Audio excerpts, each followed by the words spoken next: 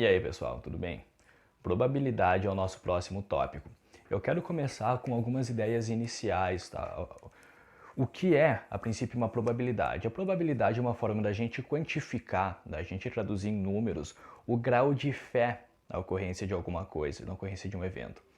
Ou, em termos mais simples, a gente descobrir quais são as chances de uma coisa acontecer. Considera o lançamento de uma moeda comum, para a gente ter uma noção inicial do que a gente vai falar ao longo das aulas. Uma moeda comum, um cara e coroa. Em 10 lançamentos, a tendência é que saiam 5 caras e 5 coroas, né? A gente sabe, pode não sair exatamente 5 e 5. Pode acontecer de sair, por exemplo, 7 caras e 3 coroas. Tá, então se eu vou analisar a razão do número de caras para o total, olha só, aqui saíram 7 em 10. 7 em 10, que é 70%, né? Pode acontecer, tranquilamente. Agora, em 100 lançamentos, tá? Se você pegar aqui ainda uma diferença de 4 caras a mais do que coroas, olha só, você teria, por exemplo, 52 caras e 48 coroas. Percebe? É a mesma diferença. Aqui foram 4 a mais, aqui também foram 4 a mais. Agora, se você pega o número de caras em relação ao total de lançamentos, aqui são 52. Mentira. Bom, agora que eu falei em 100, eu vou pensar em 100, tá? Em vez de 1000. 52 em 100, isso aqui já é 52%. Então, aquela ideia de que ele se aproxima de ser 50%, 50%, ele se verifica numa quantidade muito grande de jogadas. Olha só, agora eu vou ler o número, né? 10 mil lançamentos. Suponha que em 10 mil lançamentos você tem, por exemplo, 5.100 caras e 4.900 coroas. Percebe uma coisa, aqui a diferença é de 200, já é uma diferença muito maior do que a gente tinha verificado antes, né? Agora, se você pega aqui a razão de 5.100 caras para os 10 mil lançamentos, isso vai dar 51%.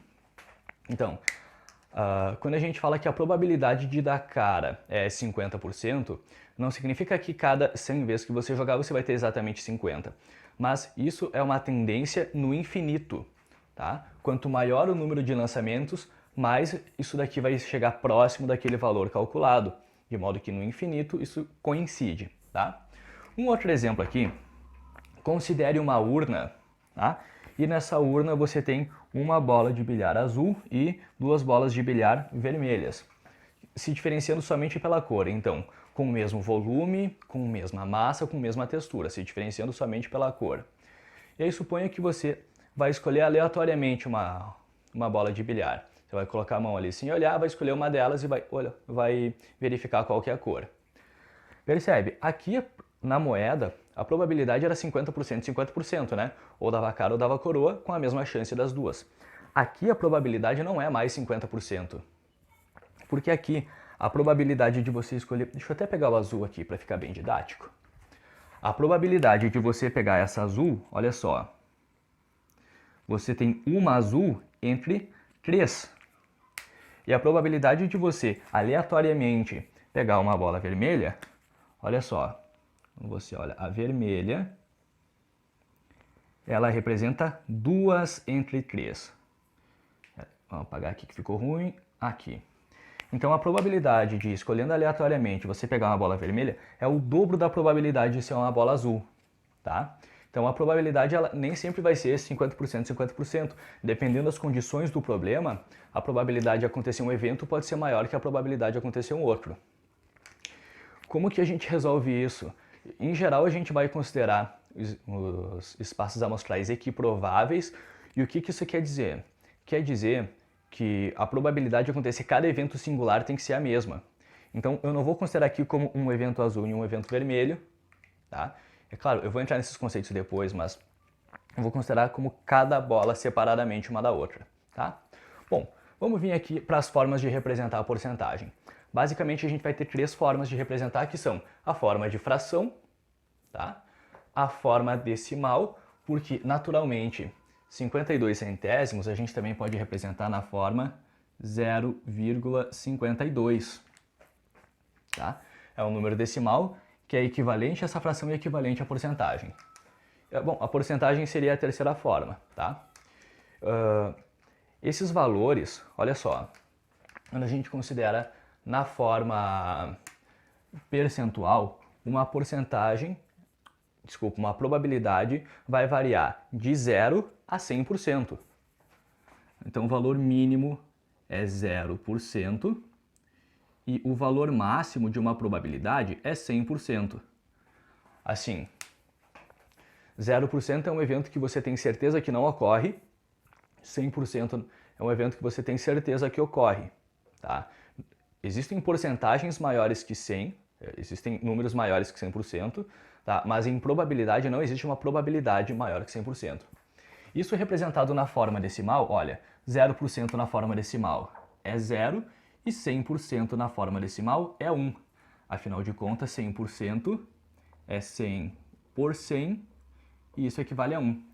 Então, uma porcentagem na forma decimal é sempre um número entre 0 e 1. Bom, na forma de fração depende do denominador, né?